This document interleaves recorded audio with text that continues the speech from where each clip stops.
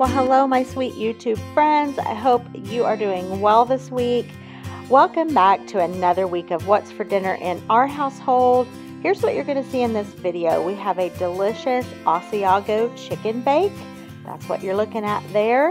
We also have some homemade pizza. We served a yummy side salad with that. We had a fish fry. We were channeling our South Carolina, which we were on vacation vibes, with some fish and okra. It was delicious. We had a lasagna that was really wonderful, and we had homemade tuna casserole. So those are the things you're going to see in this video. If you think that sounds good, keep on watching. Hopefully you'll get some great dinner inspiration, things that you can make at your house, and I hope that you enjoy it all. Let's just get started. All right, this recipe is called Asiago chicken bake, I believe. There's several different recipes. I found this on Pinterest. They're all, they vary just a little bit, but I found the one that I wanted to use, and it was actually a Swiss chicken. So I am going to sub in the Asiago cheese. The difference between just the plain Asiago chicken bake, I think really is the soup and the stuffing mix, and that's what I wanted to add. So I'm making 2 pans of this because I'm taking this to church tomorrow. I'll actually be baking this at church. So tonight I'm putting together a portion of it, and I can't guarantee that I'll remember to take a picture of this tomorrow to show it to you, but I'm going to show you the finished product before it gets baked. So you use, I think the recipe says 3 to 4 chicken breasts. It says enough to cover the bottom of a 9x13. These are the Costco disposable pans. I think they're called the lasagna pans or whatever. So I used a 5-pound bag of boneless, skinless chicken breasts, and I just cut them up. And so they're covering the bottom of my pan. Then the recipe calls for a cream of chicken soup. I only had 1 can, so I'm going to mix the cream of chicken and cream of mushroom, and it does call for 1/4 a can of milk to kind of thin that down. And then you do your cheese, slices or shreds. This is a block of Asiago that I shredded myself. And then you top it with the stuffing mix and drizzle that with butter, and you bake it. So you have your chicken, your soups, your cheese, and your stuffing mix for the topping. Yeah, doesn't that sound good? So I'm going to continue putting this together. Like I said, I'm not going to guarantee that I'm going to show a picture of this as it comes out of the oven, because I might not remember tomorrow, because Sundays are very busy days for us. But I'm going to put this together, and I can show you as I go along.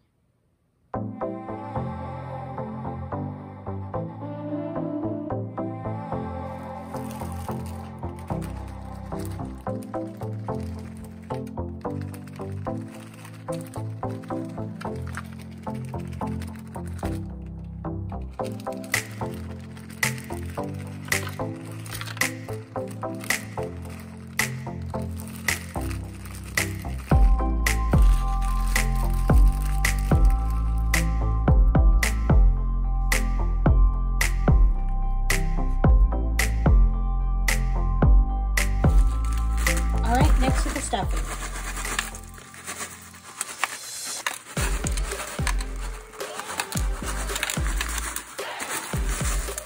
And I have 1 box that's getting divided between the 2 pans. The recipe for just 1 serving or 1 batch calls for the bag to be divided, so it works out perfect to double this one.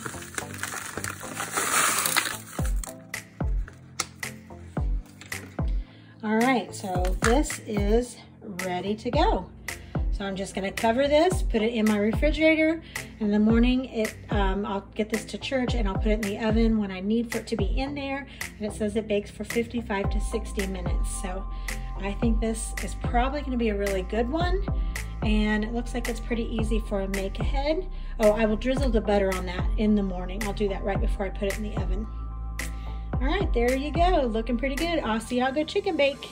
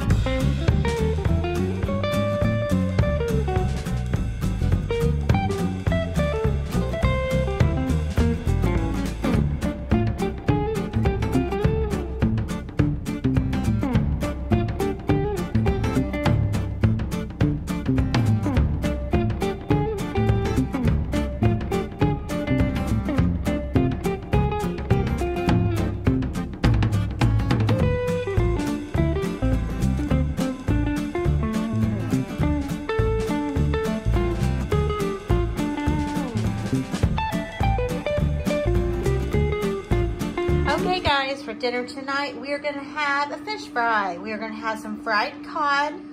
The noise you hear in the background is my air fryer because I have some breaded okra in that already. So here is my cod fillets. They are almost thawed out completely. They're good enough. What I'm gonna do is crush up these Ritz crackers, and I'm going to mix those with this flour. And that's gonna be the crispy coating on the outside. I'm gonna season the fish with Old Bay, onion salt, and black pepper. So I'm gonna get that all going, and I'm gonna try doing the fish in my air fryer tonight for the first time. I've not done fish in there. I think it'll be great. And so I'm gonna get going on this, and I'll bring you along. Okay guys, in case you haven't ever done your okra in your air fryer, here's what it comes out looking like. This is actually one bag of Kroger brand breaded sliced okra. It's about $1 a bag. We love okra around here, and this is the first time in the air fryer. Now, I did spray cooking spray on there a couple times, and you guys comment below and let me know, do you put cooking spray in your air fryer? I didn't spray it on my air fryer basket, but right directly on my okra. And I think that did help it to brown up, but some people say don't use it in the air fryer because it chips away at the basket over time. I don't know. So there it is, and I am going to move it onto this parchment paper lined baking sheet. I'm gonna stick it in the oven while my other stuff, like my fish, is cooking in the air fryer. Also comment below and let me know if you are making multiple things in your air fryer, how you keep them warm. So I'm on an air fryer kick right now. So tonight's meal is going to be all air fryer. So we'll see how this turns out.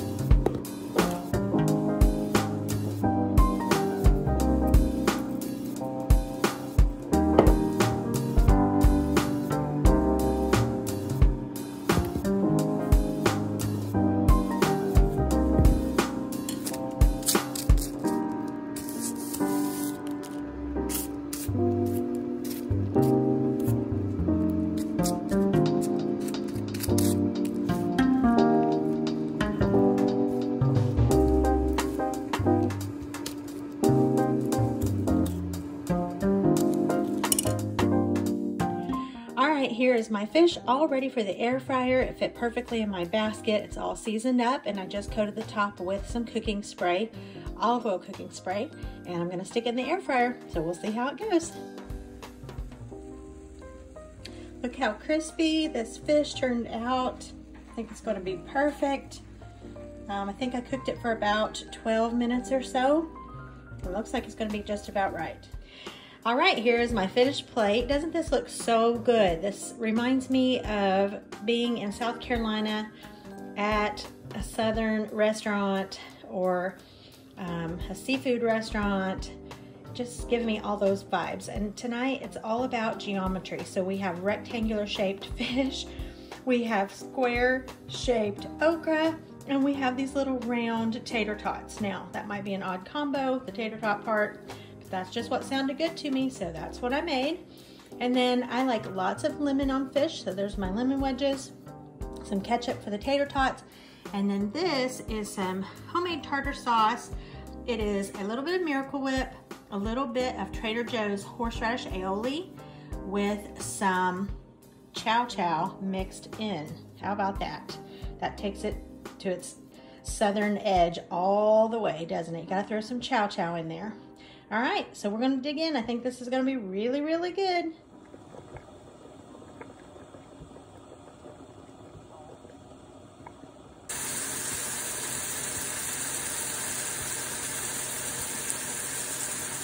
All right, I'm getting ready to put my lasagna together. I have two kinds of cheese, the Italian, which has got provolone, Romano, Asiago, and Parmesan. And then I have just some plain mozzarella. In this bowl, I have my ricotta cheese and my egg. We are big ricotta cheese fans around here, not just in lasagna. It is delicious. When we were in Italy, they served it almost with every meal, especially at breakfast time. And that is really a fun way to eat ricotta cheese, to put it on a baguette, something like that, or just a little round piece of toast. That's how they served it there, at least. So good. So no cottage cheese and lasagna at this house. If you do, that's just fine. I've got my base here with 3 lasagna noodles, and then over here is my ground beef. I have a container, like a 32-ounce jar of Bertolli, I think it was, maybe pasta sauce, and onion and garlic that I fried up with the ground beef. So I'm just gonna get ready to build this little lasagna. So nothing new about lasagna, nothing fancy about lasagna. As far as, like, you know, earth-shattering video here with lasagna making, nothing like that.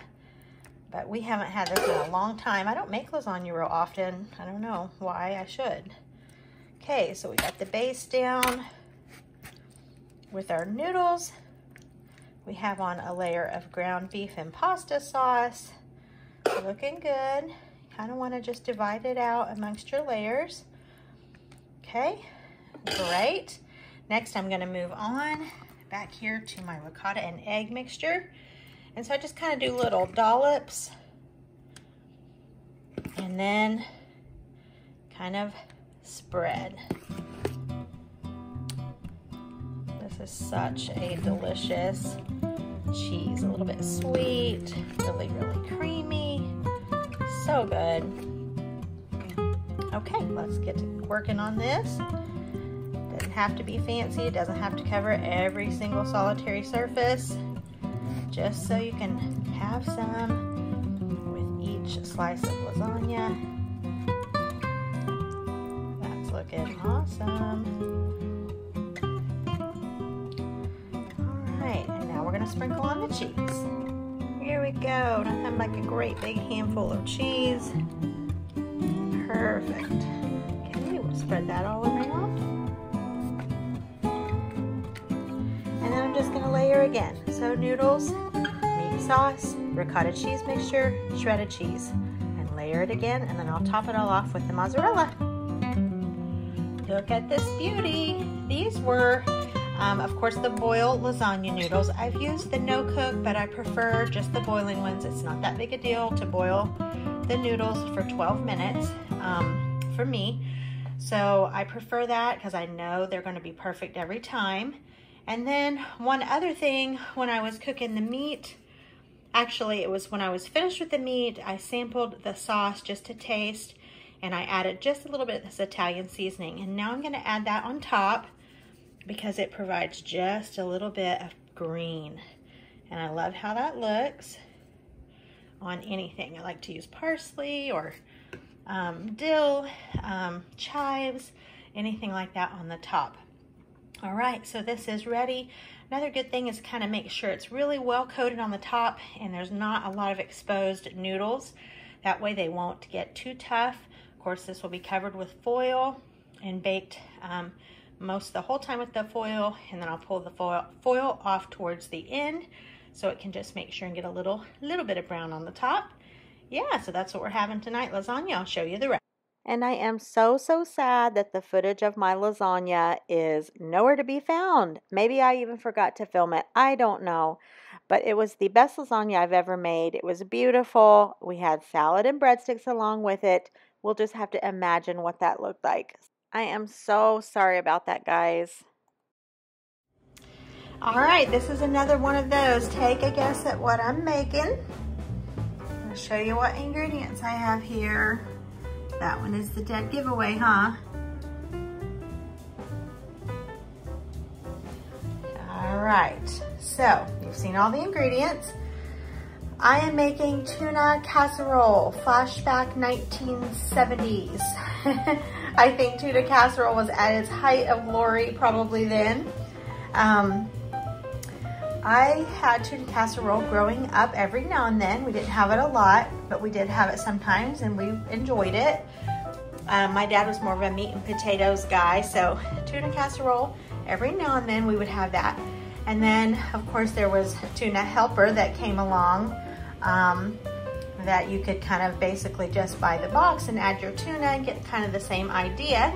And so I thought of that, but then I thought, no, I'm just gonna make it. So this is the first time I've ever made tuna casserole from scratch, to the best of my knowledge. I don't remember making it before. I have made tuna helper, but we haven't had tuna anything like this in, oh goodness, 10, 12 years, I guarantee you. I do keep tuna because we like tuna salad sandwiches from time to time, but this is kind of what I had a hankering for, so this is what I'm gonna make. So we've got our egg noodles, have my water boiling, I'm getting ready to boil those. And then we're gonna use tuna, cream of mushroom, and peas and carrots. And then I'll put in a little bit of this cheddar ranch mix. That's gonna be kind of the cheese flavoring. I just want a subtle cheese flavor. And then for the topping, I'm gonna do the onions and the cornflakes. So I've looked at a lot of recipes on Pinterest, and I'm kind of doing a mash up, mix up, whatever you want to call it, of what sounded best to me and what ingredients I have. So I'm gonna get going on this and I'll show you as we go along. All right, so my noodles have been boiled and drained. I think it was 7 minutes. So I boiled those, I drained them. There's just a tiny little bit of liquid in the bottom, that's okay. And I am going to add to that 1 can of cream of mushroom soup. So here we go with that. There were several recipes that called for cream of celery, several that called for cream of mushroom. Most all called for a cream of something soup. All right. I don't like to leave anything in the can, so that means you get to hear it all being raked out of there tonight. Next thing, I'm gonna add in my tuna. And I'm just using this chunk light in water, and it is drained. I don't want any of the liquid from the tuna in there. So let's get that in.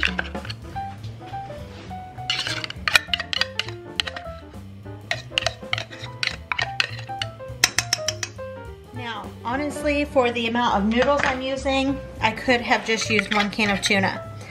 And some recipes did call for that, but the extra protein from the tuna is good for us, and I want it to be a little heartier, but I didn't want a ton of leftovers. So I cut some of the recipes I looked at, I cut that in half. So instead of the whole bag of noodles, I used a half. Okay, now I'm gonna add in a little bit of my cheddar cheese. This is a ranch cheddar cheese. I'm gonna sprinkle just a little bit in there, just to give it a little bit of a cheesy flavor. And I'm using my wonderful, beautiful new measuring spoons that I got for Christmas. So let's see, I think I'm gonna do a half a teaspoon. No, I'm gonna do more. So I think I'm gonna end up doing about a teaspoon now that I'm looking at it. And I'll adjust that in a minute if I need to. All right, here's what it looks like. I have added in 1/3 cup of milk. I added in just a little bit more of the cheddar cheese flavoring, the recipe mix, dip mix. I added in the peas and carrots that you see. Just got it all stirred together, and then I'm gonna put it in my sprayed baking dish, and then I'm gonna make my topping to go on top. I sampled this to make sure I had the right amount of the cheddar mix, the cheddar seasoning, and this tastes really, really good. So I'm gonna show you as I get the topping together. All right, I've got about 1/2 cup of corn flakes in here, and I have about 2 pats of butter in the bottom. Several recipes called for butter in the various type of topping ingredients, and then some recipes didn't.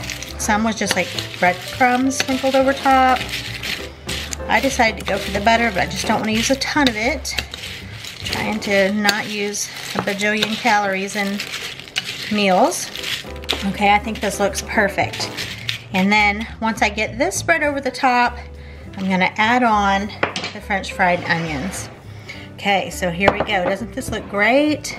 All right, so I'm just gonna sprinkle this over top.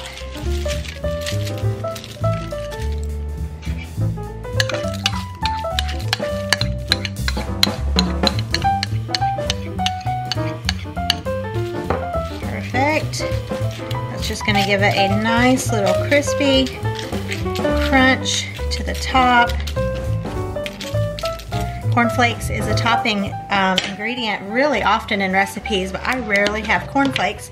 I had these left from the cornflake candy that I made at Christmas time. All right, and so then this is just a little bit of the French fried onions I showed you earlier. Basically just finishing off the canister there. And I'm gonna sprinkle a little parsley on top for color. Okay, here we go. Some parsley. I'm gonna sprinkle that on for color. Just makes it look alive and vibrant. And this will go in the oven. I'm not sure how long. I'll have to look up here on my recipe, but it's not very long. All right, there we go. Tuna noodle casserole or tuna casserole. And that was pretty quick and easy. I think it's gonna be delicious. You guys, this meal was so delicious. I will be making this one again really soon. I can guarantee you that. I served it alongside mashed potatoes. It was so filling, so comforting. We loved every minute of it, James and I both. Thank you so much for watching another What's for Dinner video, guys. I love it when you stop by my channel. If you like this one, give it a big thumbs up. If you haven't subscribed, hit that red subscribe button. I'd love to have you around here. Bye, guys. The noise you hear in the background is my air fryer. I already have some, wow, I totally forget. All right, here's our finished plate. Now disregard that. Now start from here. All right, here's our finished plate. Doesn't this look, goodness, start all the way